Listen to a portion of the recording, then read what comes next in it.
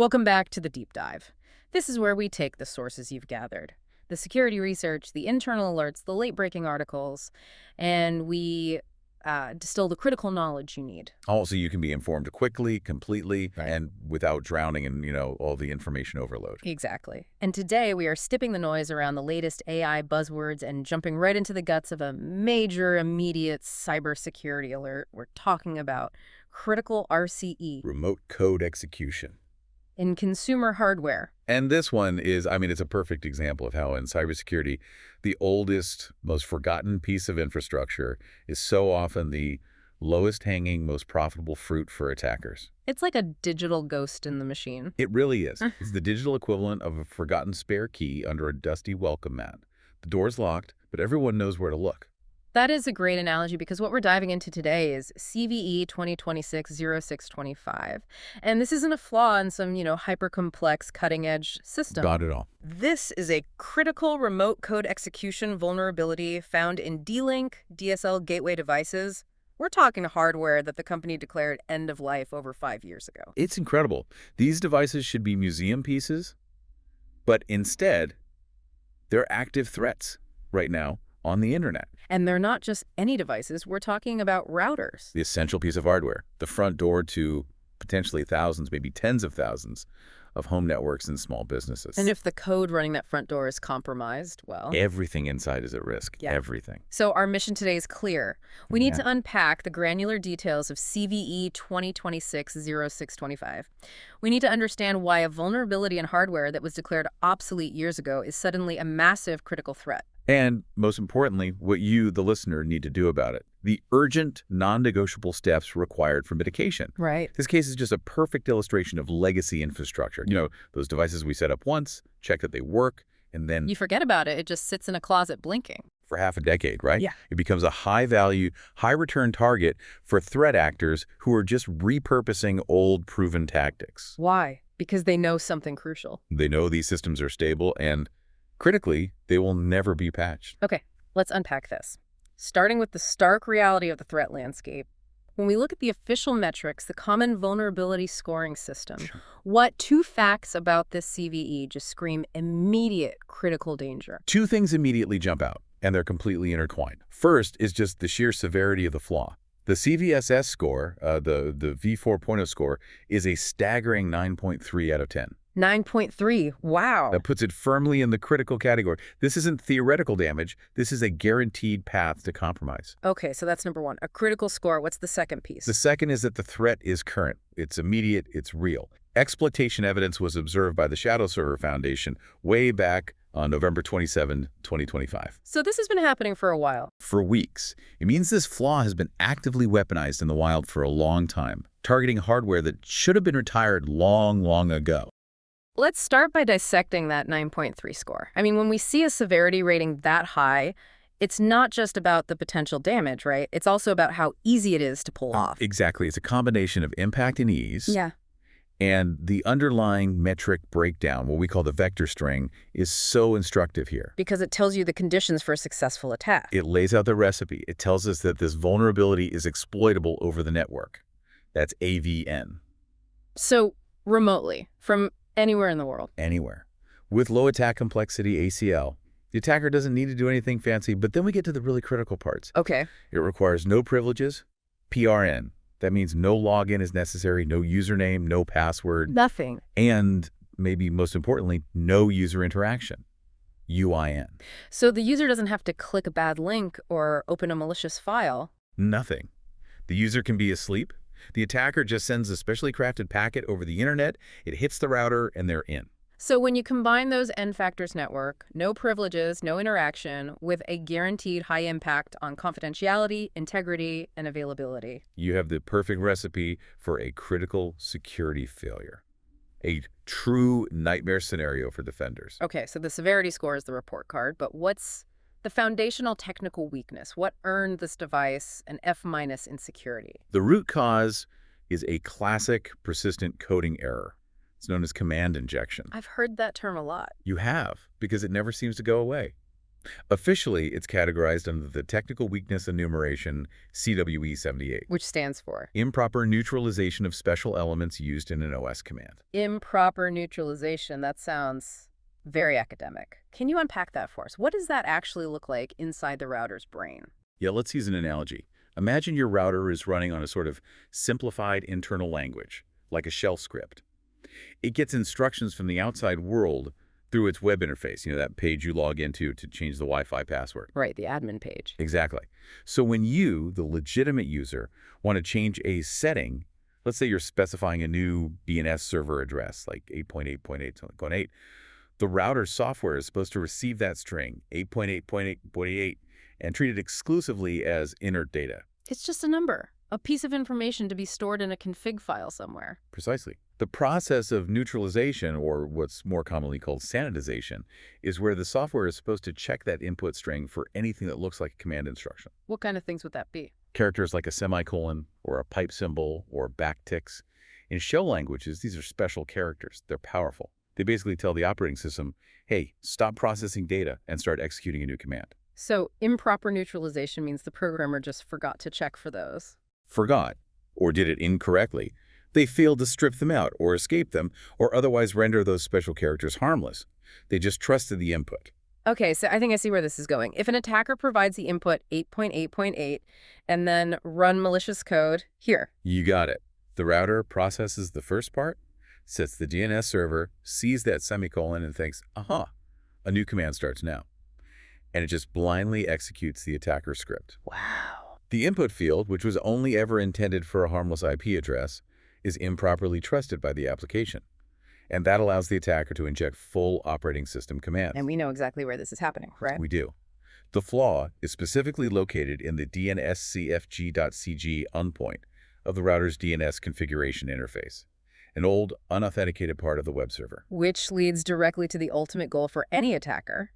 Remote Code Execution, RCE. We hear that acronym constantly in security news. Why is RCE on a router so much more dangerous than, say, RCE on a browser plugin? It's a question of scope and control. RCE on a router means the attacker can execute arbitrary shell commands directly on the gateway device's operating system. So they own the device itself. Completely. A compromised browser plugin might give them access to your session data for that one site, maybe steal some cookies. But the router is running the show for your entire network.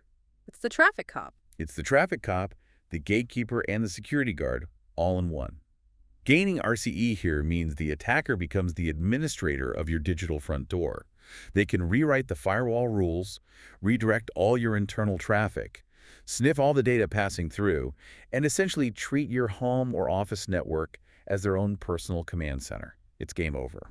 To really get the full picture of how sophisticated this is, even though it relies on such a basic coding mistake, we should probably look at the attack methodology through the lens of CAPAC. Right, the common attack pattern enumeration and classification. It shows the layered approach attackers can take. CAPAC provides critical context because it proves this isn't some one-off unique error. It's a failure mode that attackers have systematically studied, categorized, and perfected over years.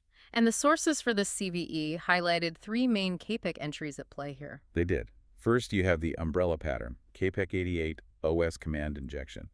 This just confirms the general idea we've been talking about. The adversary injects operating system commands into an application that uses untrusted input. That's the what. Okay, simple enough. But now we get to the how. How do they get past any basic security checks that might be there? How do they convince the router that their malicious code is just a natural continuation of setting the DNS? That's where CAPAC 15 command delimiters comes in. This is the clever part. Let's say the router application is designed to execute a single legitimate command, like binsetdn's user input. Right. A smart attacker knows the system might have some really basic filters. Maybe it's checking only for the start of known malicious shell commands, like arm for remove or else for list. So it's looking for keywords, but it's not looking at the overall structure of the command. You've nailed it. So the attacker doesn't try to hide their command. They just use a delimiter, like that semicolon we talked about, to separate their code from the legitimate code the application was already planning to run. Can you give an example? Sure. The application starts to run, binsetdn's 8.8.8.8. The semicolon terminates the benign DNS configuration part of the command, and essentially tells the shell, okay, that's done. What's next? And what's next is whatever the attacker wants. Whatever they want. It's their arbitrary RCE payload, which might be a command to download malware or open reverse shell back to the attacker's server, giving them a permanent foothold. It sounds like you're leveraging the operating system's own politeness against itself. It's just following instructions perfectly. But those instructions have been illegally chained together. It's a beautiful, simple exploitation of the scripting language's own syntax rules. But there's a third pattern, which the sources say makes it even more insidious. Right, and that's CPEG 6, argument injection. Okay, what's the distinction between injecting a whole new command, which was KPEG 15, and injecting an argument? Argument injection is, it's more subtle, it's more surgical. Instead of just tacking on a whole new command at the end, the attacker changes the behavior of the legitimate application that was already going to run. How does that work? They inject syntax that modifies the way the target application processes the command it was supposed to execute. For instance, maybe the router's DNS setting command has a parameter for, let's say, verbose logging settings. Okay. An attacker might inject special characters into that logging parameter that causes the application to misinterpret the rest of its own line. It might see the rest of the command not as an argument string, but as an executable shell command. So they're not adding new code from scratch. They're twisting the function's own logic against itself. Exactly. It's a much stealthier way to achieve the same outcome. So to sum this section up, command injection starts with a simple failure to sanitize a semicolon, but the successful exploitation often involves layering these sophisticated techniques. Right. Use delimiters to guarantee execution. Maybe you use argument injection to alter the command structure, all within a single input field on an old, forgotten web interface. It's the difference between picking a lock and just replacing the whole tumbler with your own key. That's a great way to put it. It's highly efficient, and it's guaranteed to work on any system that shares that underlying flawed implementation of dnscfg.cgi. We've established the impact is catastrophic full RCE, but that 9.3 CVSS score is driven just as much by the incredibly low effort required. So let's look closely at the exploitability analysis, because this is where the speed and scale of this threat become truly terrifying. Yeah, the exploitability analysis here, it reads like an attacker's wish list. It's a perfect storm of access and opportunity. And when we talk about how easy this is, we're focusing on those three key factors that the CVSS system weights so heavily, right? Right. Privileges, user interaction, and the attack vector. So let's start with the one that eliminates the most friction for an attacker: authentication. Privileges required, none. And this cannot be overstated. The attacker does not need to guess a password. They don't need to steal credentials. They don't need to bypass a login prompt. Nothing. Nothing. The vulnerable dnscfg.cgi endpoint is accessible without any authentication whatsoever. This means any threat actor, from a lone script kiddie to a well-funded state-sponsored group, can hit these devices with minimal reconnaissance. It's an open door. Next, let's talk about the human element, or rather, the lack of one. User interaction, none. I mean, think about it. Most modern successful attacks rely on tricking the end user somehow. A phishing link, a malicious document download. Right, something to get a foot in the door. This vulnerability requires zero human intervention. The attacker can simply send the crafted payload packet directly to the D-Link device and achieve RCE. That eliminates the slowest, most unpredictable variable in the entire attack chain. The human, exactly. And finally, the reach of the attack. Network exit. Attack vector.network. The attack can be launched remotely over the internet.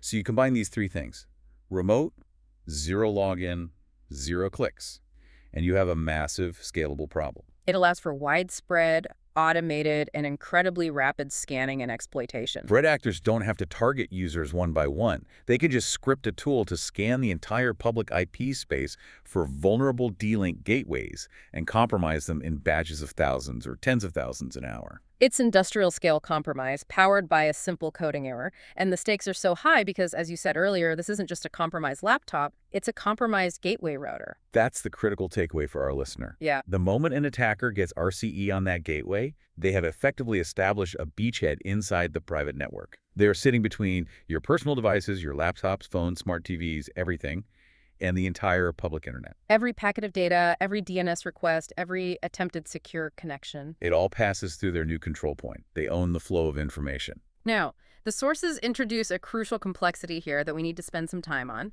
It's what they call the caveat of access. Right. Volncheck suggested that in most consumer router setups, the administrative CGI endpoints, like this vulnerable dnscfg.cgi, are typically only accessible from the local area network, the LAN. That's generally true, yes. So if that's the default setting, how can an attacker launch a network-based attack remotely from the internet? This is a really nuanced point that explains why the vulnerability is both critical and slightly conditional. If the router is configured exactly as D-Link intended, blocking all management access from the WAN, the wide area network, the internet, then yes, the dnscfg.cgi endpoint should only be reachable by a device already inside your home network. Okay, so if it's LAN only, how does the remote attacker get the RCE to execute? It seems like they can't. Well, there are two main ways this remote exploitation happens, and one is far more common and far more concerning than the other. What's the first way? The less common method, though it's still viable, is an internal attack that leverages the remote nature of the attacker. It's a browser-based attack on a local user. Okay, walk me through that. The attacker tricks a user who is inside the protected network into visiting a malicious website. That website contains JavaScript or some other code that silently directs the user's browser to send a malicious, unauthenticated request back to their own router's local IP address. Like 192.168.1.1. Exactly. And that request contains the RCE payload in the DNS configuration parameter. The user's browser essentially acts as the local agent, the inside man, for the remote attacker. I see. So the browser is already trusted on the local network, and it just carries the payload on behalf of the attacker. Precisely. The problem with this method from an attacker's point of view is that it still requires some interaction. The user has to visit that malicious site, which slightly contradicts that perfect UIN score. Which brings us to the more likely and scarier scenario that fully justifies the CVSS 9.3 score. Correct. The most catastrophic path involves all those target devices that were configured at some point for remote administration access and then just forgotten. And why would anyone enable that? Many older ISP-supplied routers had it on by default so technicians could help customers. Or, users who needed remote access for VPNs or diagnostics might have enabled this feature, allowing management access directly from the public internet, the WAN side. And if that feature is active? If remote admin is on, the attacker doesn't need to trick a user inside the network at all. They can simply scan the public internet, find the device's external IP address, and directly target the vulnerable dnscfg.cgi endpoint from anywhere in the world. That completely eliminates the complexity. No fixing, no click necessary. It's a direct shot. Exactly. And given that many of these devices were deployed by ISPs years ago, often with remote management features enabled by default, or left on during a service call, the sheer volume of forgotten, externally accessible devices is likely very high. So the flaw is in the code. But the catastrophic exploitation is enabled by insecure configuration on forgotten, end-of-life hardware. That's why the score is so high and the threat is so urgent. That is a perfect transition point because we need to move from the technical details of the flaw to the crucial context of the hardware itself.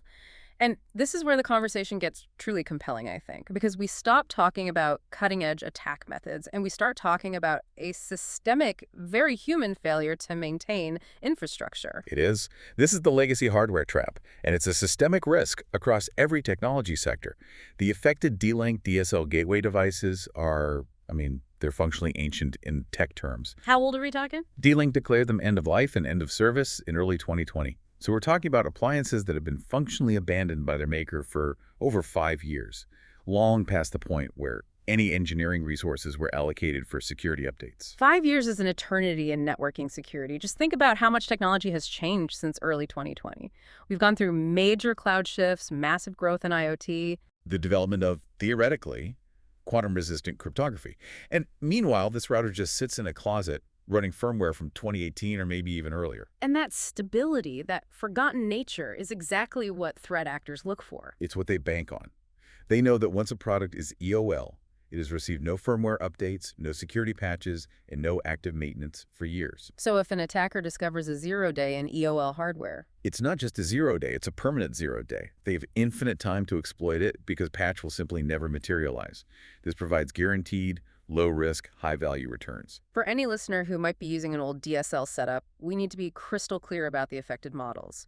Your sources provided a specific list of the ones confirmed to be vulnerable. The confirmed list is highly specific, and it's tied to particular firmware branches. They are Okay. the DSL 526B, that's with firmware less than or equal to 2.01, the DSL-2640B with firmware less than or equal to 1.07, the DSL-2740R with firmware less than 1.17, and finally the DSL-2780B with firmware less than or equal to 1.01.14. These were the workhorses of the late 2010s for countless ISPs and consumers who were transitioning to DSL. Absolutely. They were everywhere. But there's a deeper, fascinating insight here about the nature of hardware manufacturing. D-Link itself reported having significant difficulty in compiling a complete list of all the vulnerable appliances globally. And that difficulty is a really important look behind the curtain of what we call hardware security debt. What was the reason they gave? The reason was the immense variations in firmware implementations across different product generations, different regional rollouts, and even specific ISP customizations. Why does that make tracking the vulnerability so hard? I mean, shouldn't the manufacturer have some kind of master code base they can check? Ideally, yes. But networking hardware, especially from that era, is notorious for code fragmentation. Imagine D-Link licensed the core firmware to 3 different regional divisions, say Europe, North America, and Australia. Each region might have tweaked the code for local telecommunications requirements or regulations.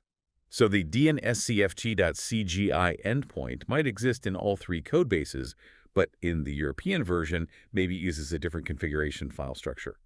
And in the North American version, the actual sanitization function is called by a different name because a programmer was trying to optimize for a specific CPU architecture they were using. So a vulnerability in one branch doesn't automatically mean the same vulnerability exists in the others, even if the model number on the box looks similar. Exactly. The vulnerability lies in that specific failure to sanitize user input, the CVE-78.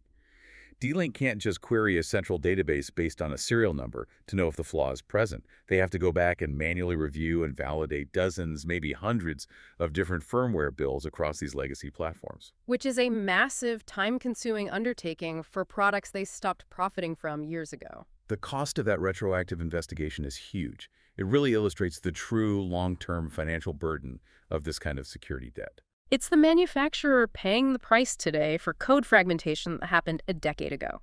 Now let's tie this back to the attacker's mindset. The current RCE exploitation of the CVE is not the first time that threat actors have gone after this specific dnscfg.cgi endpoint, is it? No, not by a long shot. This is a chilling callback to the history of this device. This specific endpoint is, it's almost famous in the security community for facilitating unauthenticated DNS modification behavior. Which led to those large-scale compromises often grouped under the name DNS changer. Exactly, DNS changer. Give us the history on that. What was the goal of those attacks back then? DNS changer attacks were prevalent for years. Their main goal was to modify a router's DNS settings to point users to attacker-controlled DNS servers. And what would those malicious servers do? They would stealthily redirect victims when they tried to visit legitimate sites. This was mainly to deliver pop-up ads, which was a big business, but also to harvest sensitive data or redirect traffic to phishing sites. It was a massive, widespread criminal enterprise. And D-Link reported active campaigns targeting firmware variants of these exact models.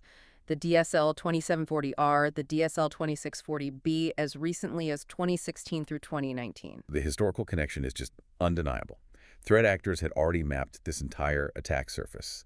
They knew the dnscfg.cgi endpoint was a soft spot, highly exposed, and ripe for exploitation. So what changed? The severity of the payload. Before, they were exploiting it for DNS data manipulation. Now, they've figured out how to escalate that privilege and turn that same input field into full remote code execution. So that is the expert analysis point we need to emphasize here. Threat actors are efficiently repurposing old tactics to attack aging, forgotten infrastructure. It's the smart move from their perspective. They took a known successful attack vector, the DNS changer vector, and simply upgraded the payload from change the DNS entry to execute a reverse shell and take over the whole box. Why spend millions developing a complex new zero-day for a modern, heavily patched device? When you can spend a week analyzing the 2018 firmware of a device that is sitting defenseless in millions of homes and businesses, they are banking on the fact that these devices will never be patched, and that the successful exploit chains from years ago are still viable or can be slightly modified for RCE. It's security through historical neglect. And it's highly, highly profitable for them. We've established this is a critical flaw in old hardware, easily exploited remotely. Now let's talk about the immediate threat. The crucial difference between a known flaw and an active campaign is the exploitation window. So let's detail the timeline of detection for this specific 0-day. Right. The timeline here reveals a significant period of silent, active compromise.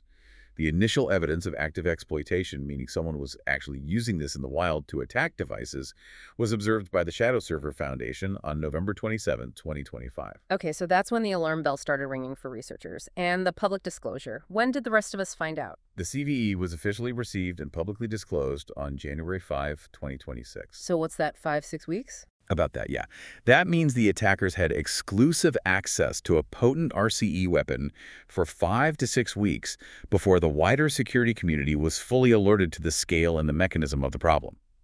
That is a substantial window for mass compromise. It's the classic definition of a 0-day window, isn't it? Where defenders have 0 days to patch because the vulnerability is already being actively exploited. And in this case, it's worse because there will never be a patch. It's an infinite day. Right.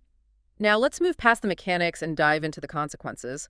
For the home user or the small business owner listening to this, what does full control over their gateway router actually mean? Why is router RCE the ultimate prize for an attacker?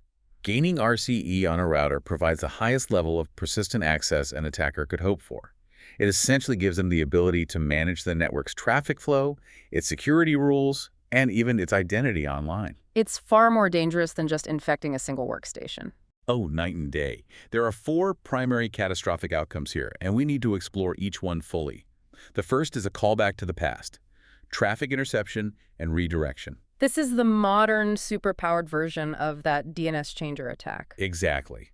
Since the attacker has RCE, they can change the router's DNS configuration whatever they want, planning all internal network traffic to malicious DNS servers they control. And what's the impact of that for the user? So when a user on that network tries to go to their bank's website, the malicious DNS server intercepts that request and sends the user to a pixel-perfect phishing clone of the bank site. But the user sees the correct URL in a browser bar, right? That's the insidious part. They see the correct URL, they probably see the green lock icon for HTTPS.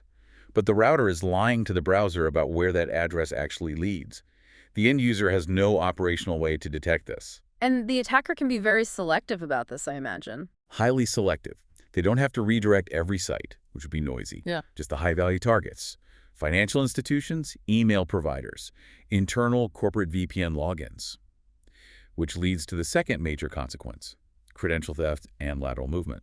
So the router becomes the ultimate pivot point for moving deeper into the network. Absolutely. From that compromised router, threat actors have a persistent foothold to conduct detailed lateral movement reconnaissance. They can start scanning the internal network. What are they looking for? They're looking for the local IP addresses of other devices, servers, network-attached storage, NAS devices, or other vulnerable endpoints like old printers or security cameras. Once they find a server, they can use the router to quietly tunnel through, looking for unpatched operating systems or weak user credentials. And what's the end goal of that internal scanning?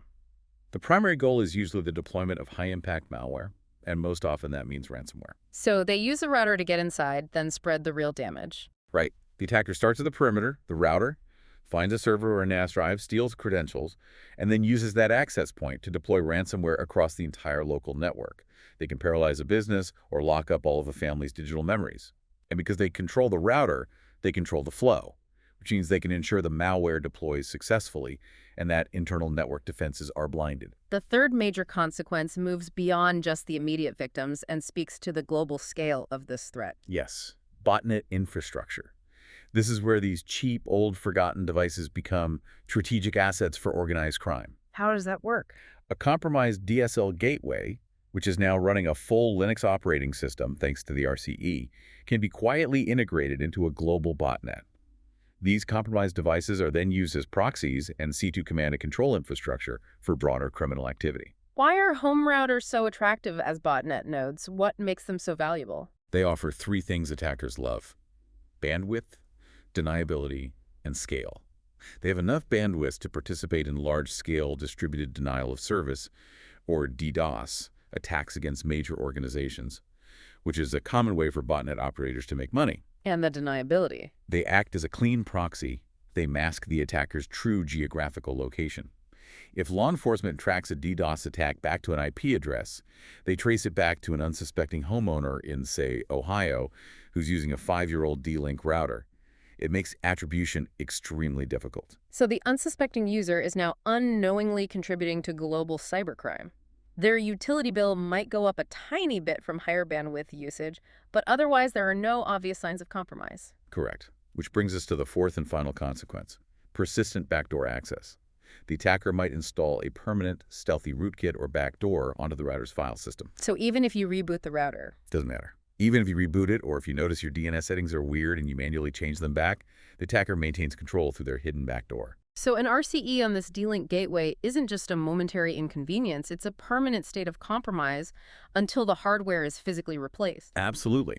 The RCE allows the attacker to rewrite the firmware itself or install files in a persistent way, ensuring that their critical remote management access stays open for future exploitation.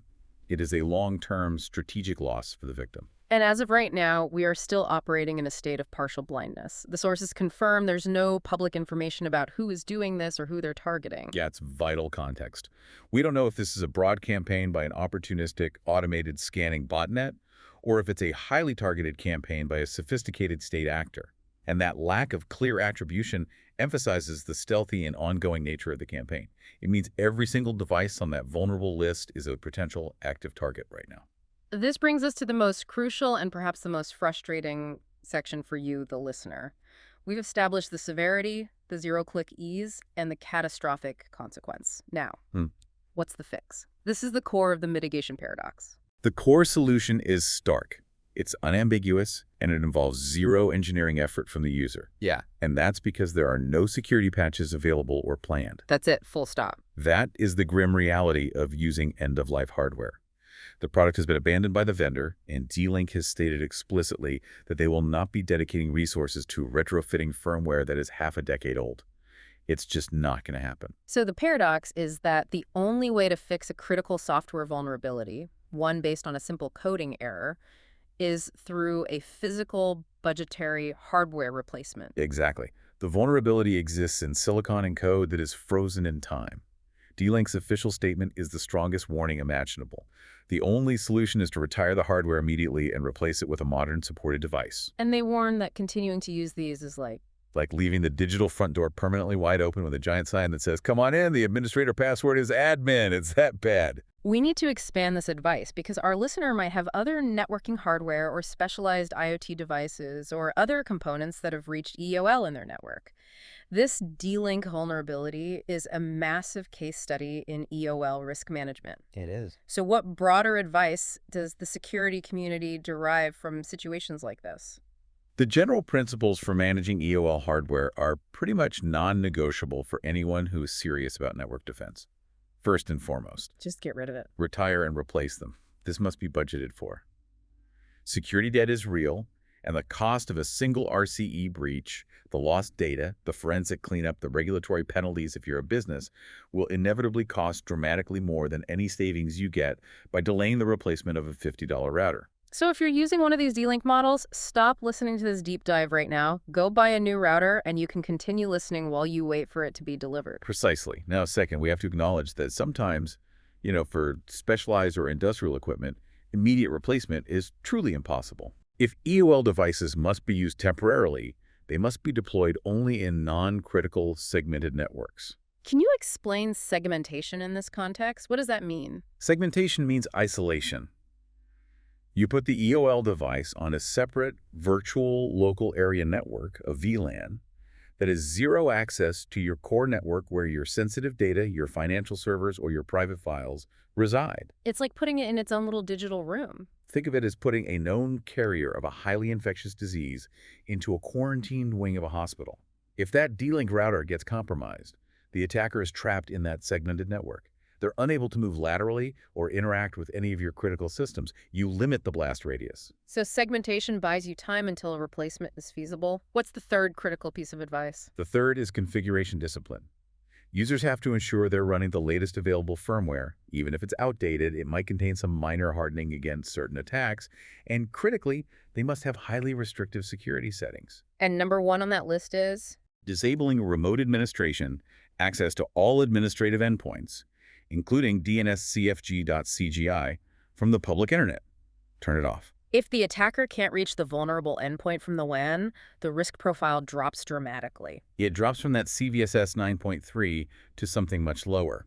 It maybe forces them to rely only on that difficult-to-execute internal browser attack path. You can't fix the code, so you absolutely must restrict the attack vector. This specific vulnerability, a simple RCE in a 5-year-old router, it actually connects to some fundamental high-level trends in modern cybersecurity strategy. This is a teachable moment for everyone, from a home user all the way up to a CSO. It really is. It connects directly to the CSO strategy of prioritizing pragmatism over panic. In large organizations, security teams often get caught up in implementing the flashiest, most complex defensive tools against theoretical state-of-the-art attacks. Right, the new AI-powered threat detector. Exactly. But this case proves that the biggest vulnerability is often the device running the oldest code, which is easily overlooked in a budget review. The pragmatic action here is simple. Replace the box. That simple, boring action prevents a catastrophic, guaranteed outcome. Furthermore, the existence of this flaw shines a light on a major emerging field in enterprise security, and that's the issue of non-human identities, or NHIs, in cybersecurity. Non-human identities, which include devices like routers, IoT, sensors, automation scripts, server-to-server accounts, they are now recognized as a critical security perimeter. They often possess extensive, persistent access and operate outside of traditional human-centric identity and access management systems. And this D-Link router is the perfect, unmonitored, non-human identity. It's a poster child. Is a forgotten piece of hardware with extensive, permanent, standing access to critical network functions, DNS, DHCP, firewall rules. Because there is a systemic lack of visibility and oversight around these forgotten network devices, they become low-risk, high-reward targets for criminals. So if security efforts focus only on human users and modern cloud environments, These old, cheap, forgotten gateways become the cheapest, easiest point of failure to exploit, leading to the entire network being compromised. We need to audit and inventory every single non-human device on our networks, especially those approaching end of life. it is a profound lesson that securing our infrastructure requires looking not just at the bleeding edge, but also at the forgotten, dust-covered corners of the network that represent 5 years of accumulated security debt. So this deep dive into CVE 2026-0625, it provides a really stark, crucial lesson. It's a reminder that sometimes the most dangerous threat isn't some complex new zero-day that requires billions of dollars of defensive technology. No. It's an old zero-day and forgotten hardware that will never, ever receive maintenance. And the danger is amplified when the exploitation requires zero authentication, zero user interaction, and provides full remote code execution, making that $50 device the weakest link in a multi-million-dollar security chain. Let's consolidate the 4 core takeaways that you need to remember from this deep dive. First, Severity. This flaw carries a CVSS score of 9.3. Critical. It guarantees success for an attacker because of the zero login, zero click requirement. second, the mechanism. It is an unauthenticated RCE achieved via command injection CW78 in the router's DNS configuration interface. That allows attackers to leverage sophisticated techniques like command delimiters and argument injection. Third, the context, which is key. The affected devices models like the DSL 526B and DSL 2740R are end-of-life hardware declared obsolete back in early 2020. This means no patch is coming, which makes replacement the only viable solution. And finally, the history. The active attack campaign is an efficient RCE twist on the old DNS changer tactics that threat actors had already successfully used against this specific vulnerable endpoint between 2016 and 2019. It's history repeating itself, but with worse consequences. And here is a final provocative thought for you to chew on. Your sources noted that the cybersecurity venture capital market secured nearly $14 billion in funding in 2025 alone. That signals a huge industry focus on advanced AI defense, supply chain security, and cloud infrastructure. Right, all the cutting-edge stuff. Yet a vulnerability in a decades-old, potentially $50 DSL gateway declared end-of-life years ago poses one of the most immediate and critical threats to thousands of users today. What does this massive disparity tell us about the future of security investment? Should the focus be exclusively on developing the cutting edge? Or are we continually being undone by neglecting the cheapest, oldest point of failure? It's a fundamental question. Go check your closet, check your inventory, and make sure your network's weakest link isn't a ghost from 2018. Food for thought indeed, and a necessary prompt for action. Thank you for trusting us with your sources and joining us for this deep dive. We'll see you next time.